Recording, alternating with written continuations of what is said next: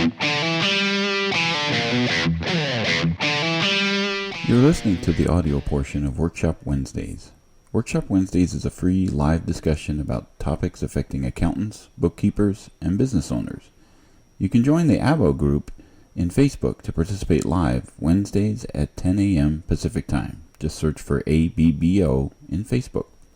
This podcast is brought to you by Schoolofbookkeeping.com, where you will learn, grow, and build a thriving bookkeeping practice. We have hundreds of lessons with almost every aspect of the industry. Start your free month today at Schoolofbookkeeping.com. Well, welcome to another Workshop Wednesday. We are continuing our series in inventory. So this is part 2 of inventory. Last week we did part 1, which was just the simple inventory of I buy stuff and I sell stuff. Now today we're going to, super simple. Just I need to track my on-hand quantity and do that in QuickBooks. Today we're going to be talking about something that's a little bit more complex. I buy stuff, I build stuff, and then I sell different stuff. So now we're modifying the stuff that we sell. To Carrie's pleasure, we're not going to be talking about QuickBooks Online because QuickBooks Online doesn't really handle that. Now you can do these things in, inventory management apps and bolt it on to QuickBooks Online. And there are plenty that are out there. The one that I like the most is SOS Inventory.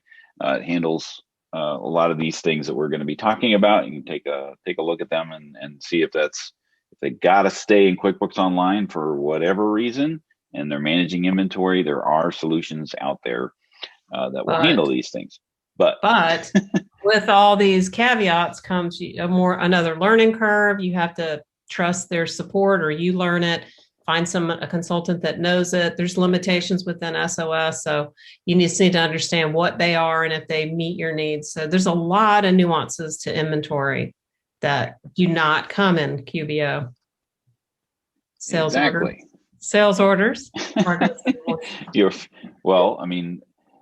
With SOS, it actually does include being able to do sales orders. So you're managing your inventory, you're doing all that stuff in SOS, and then it's just sending the data, financial impact of the data to QuickBooks Online. Doesn't work with desktop. So the nice part about desktop is it's all inclusive. Have an add-on. Don't worry about the sync. Don't worry about extra training. Well, training, it's still a good idea to have extra training or work with somebody that knows this stuff, because you need to know the nuances. Inventory isn't something you just are born with. You got to learn it, right? Yeah. There's definitely some things to learn about that. Yes. It doesn't just magically appear in the computer. I had a customer, actually, it's kind of a funny story. She thought that when we plugged the new computer in, that the inventory would magically hop inside her point of sale software. Just hop in there. Yes, I'm serious. She really thought that it would magically, she thought the computers were that magical. And imagine explaining that. I've had a lot of laughs over that project. Definitely some surprises. Now Sandy's watching us from Florida. She has a question. Is there a recording on part 1? So yes, there is on our YouTube channel. I'm just pasting that into the comments there. We post all of the prior workshops in our YouTube channel, as well as at Schoolofbookkeeping.com.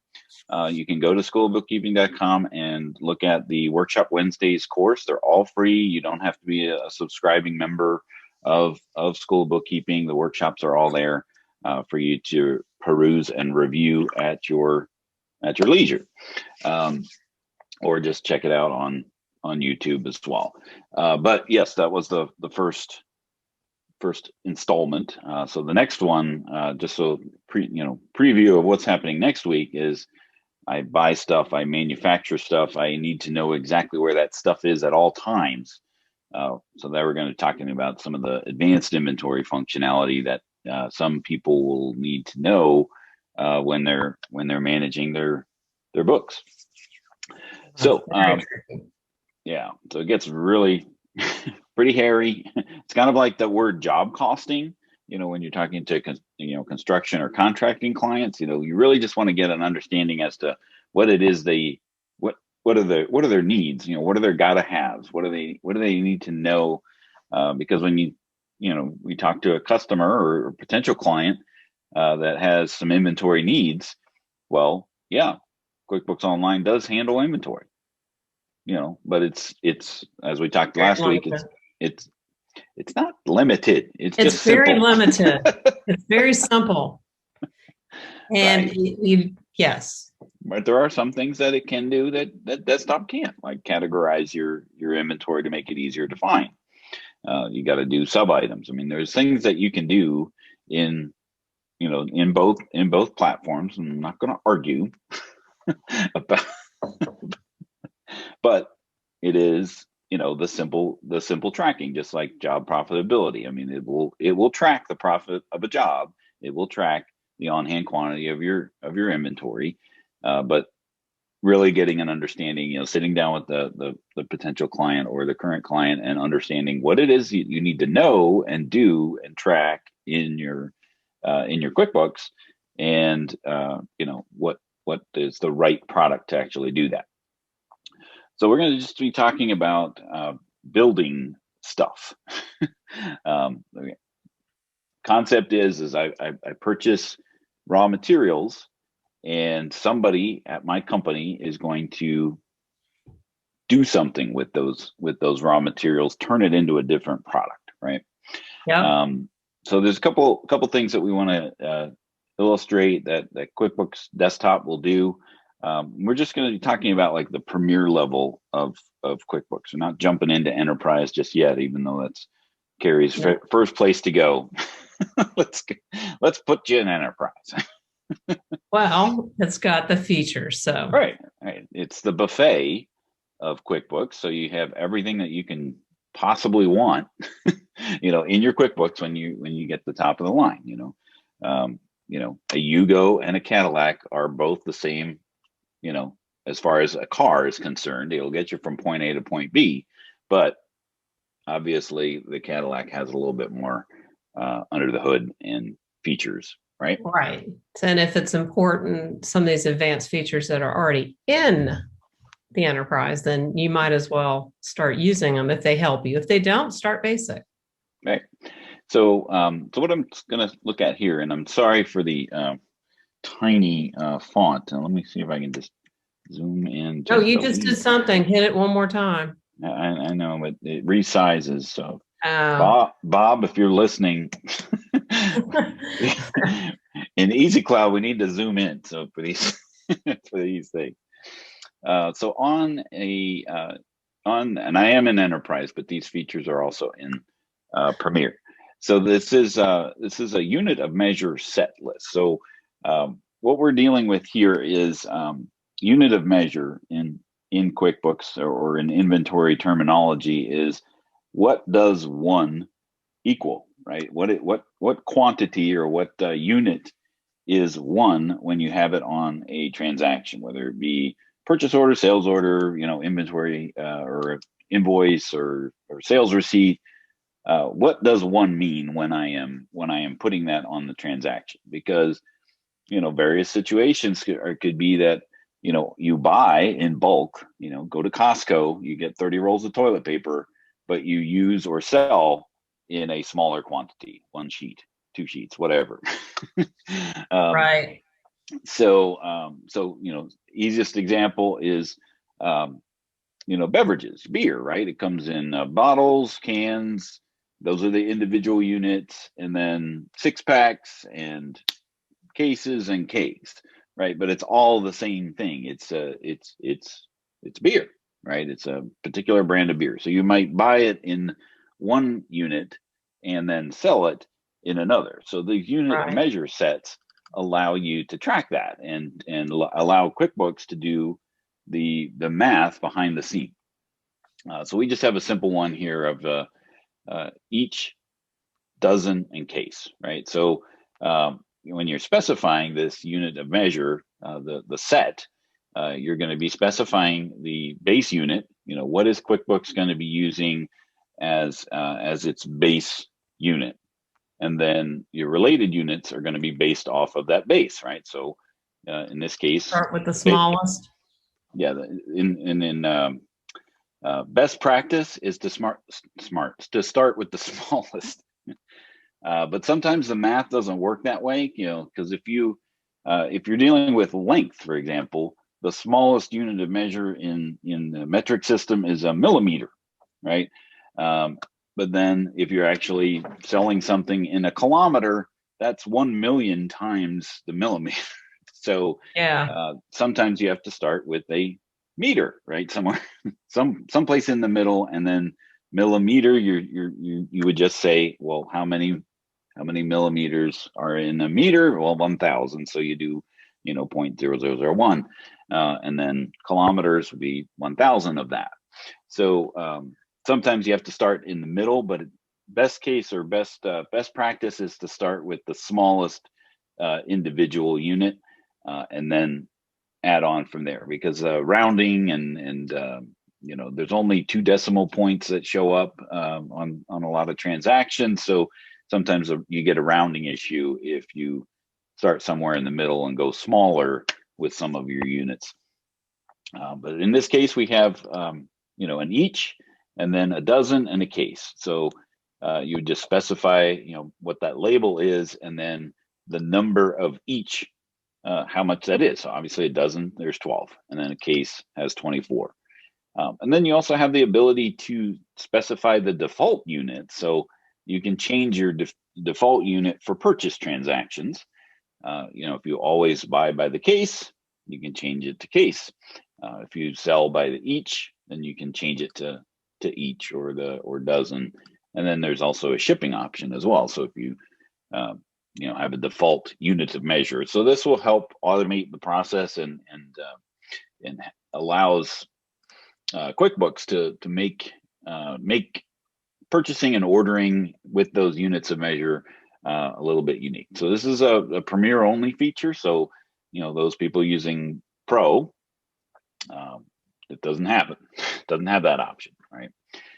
So another thing that we want to talk about. Anything you want to add there, Carrie? I know I'm doing most of the talking.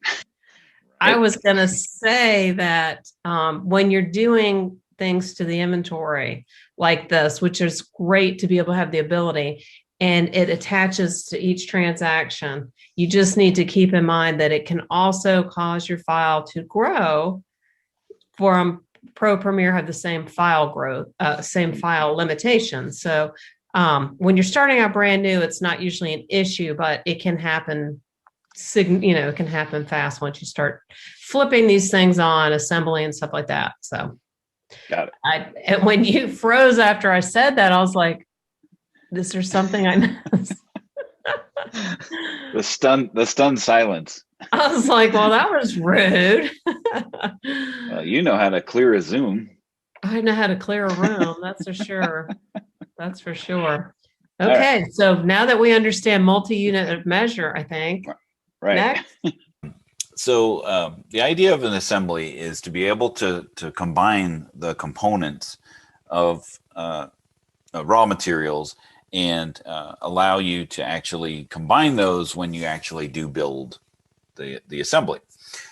So this could be, other inventory parts. You can even put non-inventory parts and labor costs and things like that. If you know how much time or how much cost is going to take to build these things, and you want that cost to be transferred over into the cost of the finished good. Now, what it doesn't do very well is track things like waste, right? So, so when you're dealing with raw materials that actually have scrap, the sheet metal or lumber, sawdust goes everywhere. You buy a certain thing of that, but then you have some of it that is discarded, right? It can't be used. In order to track those things like scrap and waste and the manufacturing process of things, there are other workarounds and ways to handle that. But right out of the box, QuickBooks, all it's doing with an assembly is taking those raw components, taking them out of inventory, and moving them and their cost to the finished good when you actually build it. So that's what you'll be specifying here when you enter in the bill of materials. You'll be putting in the individual components that go into one of the finished goods. So in this case, it's a interior door kit. So there is a door standard, a wood door interior, and a hardware brass hinges to make up those components. And then the function inside of QuickBooks to actually move that is called a build assembly. Right, so it looks like a regular transaction, but you would just be specifying the assembly item at the top. QuickBooks is going to list out the components of that assembly that you specified on the item. It's going to show the quantity on hand that you have of those items, give you an idea of what you do have on hand currently with the assembly item, and then down at the bottom, it will tell you how many you can actually build based on the quantity that you have on hand of the raw materials, right? And then you would just specify the quantity to build and build it. Now, another thing you can do is do a pending build. So, maybe you're going to have tell your guys that are actually building these things, they're going to do 50 today. You can do a pending build based off of that. And then when they say, well, we only made 45, you can then record that you've actually only done 45 as opposed to the 50 that they were slacking, didn't build exactly. Yeah. Or maybe they were correct. Maybe they were go-getters and did 55 that. Right. But what the idea of the pending build is it will take out those raw materials out of inventory, just like a sales order, so your available quantity. So that way you don't inadvertently, if you're also selling those raw components, you don't inadvertently sell a component that is spoken for, your assembly process. So that's kind of how the assembly item works as far as setting it up, and then the actual building of the assembly. If you don't have Premiere, you end up having to do all sorts of inventory adjustments to reduce the quantity of the raw components, and then increase the finished goods. But they're all considered inventory parts at that point, not the assembly items. So gives you just more visibility into what you're doing. Right. And then you have an idea, just like you have a reorder point, as you can specify on individual items, you can specify the reorder point so that you don't fall below, quantity on hand. With inventory assemblies, you have a build point. So like I don't want to build, I want to have on hand, when it gets to this point on hand, I want to build more. So the inventory assembly or QuickBooks actually can provide you with the insight. It's like, hey, you got X amount of items that are below your build point. You might want to have your guys work on it now these days. So that is, in a nutshell, the second part of inventory, where I buy stuff, I build stuff, and then I sell different stuff with regards to QuickBooks. Carrie, anything else before I get kicked out again? I was just going to call out that oftentimes we see people that are new to QuickBooks getting mixed up between what a group is and what a assembly is. And so just let's say you are going to put together a gift basket of stuff. You could do it either way, but it's really designed that once a raw material is depleted, that no longer exists and it becomes something brand new. Where a group could just be, I'm tossing all this stuff together in a gift basket, and you can specify to the customer whether they see those pieces you picked out or not. But in the meantime, it's pulling those the inventory just like it is. You didn't really do anything except throw a bow on it, maybe some tissue paper. Right. So yeah, that's a good call out, because there is a group item, but assemblies, groups only affect inventory when they're used on transactions, right? So assembly items, you have to build them before you can actually sell them. Now, you can sell an inventory assembly item that hasn't been built, but then you're just like everything else. You could potentially run into a negative quantity on hand, and that will cause chaos. Yeah, whenever I have books that have to be cleaned up, if they didn't understand the concept of group and they were trying to do group and they did inventory assembly, we usually have a lot of untangling to do. So you don't want to get into this area unless you really are in that manufacturing space where something becomes something new. And then there's that extra step. You have to know that you have to build raw to finished. It's an extra step. And if you skip it, your books are a mess. Yeah. I have a guy who's actually using online, and he's tracking the manufacturing and in transit process in QuickBooks Online. But it is a bunch. It is a bunch of inventory adjustments. The good news is he has 2 products, so right. So simple inventory, but complicated process because he does it overseas.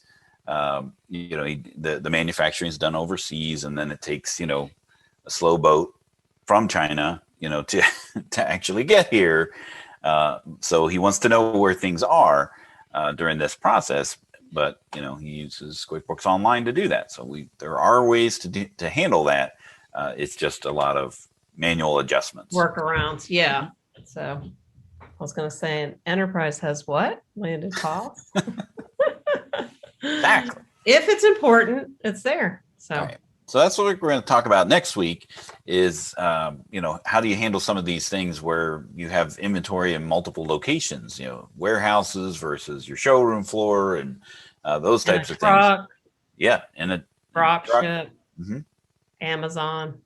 Yeah. So we'll get really into the functionality of what enterprise can do next week on Workshop Wednesday, and hopefully I won't get kicked out several times or frozen.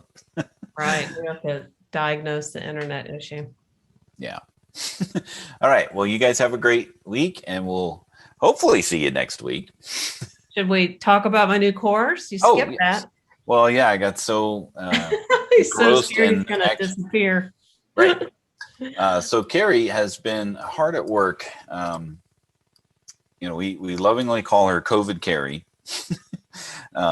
Because, why? Well, why don't you talk about it? So back in March, and we're almost at 1 year, right? It was, I remember everything about March of last year. It was around St. Patrick's Day, and all of a sudden, everything we knew about the world was different. Dan and I would talk about what was coming, and the next thing we knew, we were all giving our stories about the so-called lockdown, which in our state was sort of a Mickey Mouse lockdown, but it made us all stop and wonder what is going on. And then the political climate got in, and scientists got stuffed down and quieted, and we didn't really get the actual information. So it felt like a fire hose of information. And to this day, people are still confused about, do I wash my groceries? Is it safe? Or, how can I have my birthday party and not, kill grandma? So along the way, I just started digging in, reading, learning, watching videos, and doing hours of obsessive, crazy COVID Carrie stuff. And in the meantime, I have become, I'm not a doctor. I've become an expert on COVID safety. I have friends call and say, I need to go to so-and-so's funeral. How do I do it so I don't die? And how do I fly from California? And how do I fill in the blank? Can I get my nails done? I just got mine done. I mean, we can still live. And on top of all this, we either work for a business or we are a business owner. And we don't want our businesses to be shut down over COVID. A lot of people have had to pivot. You've had to figure out how to accept touchless payments and how to continue to keep yourself, because without you, where's the business, right? Alive. So my whole course is all about anything you ever want to know about COVID. And as well as we did it in the style of School of Bookkeeping, I couldn't keep it in 3 minutes every time. So some may be 5, but they're all, it's like Netflix. You just watch what you fill in the blank of what your body was able to absorb this past almost year. I promise there's something in there that you missed along the way because you got COVID weary. We have lots of words around COVID, right? Yeah.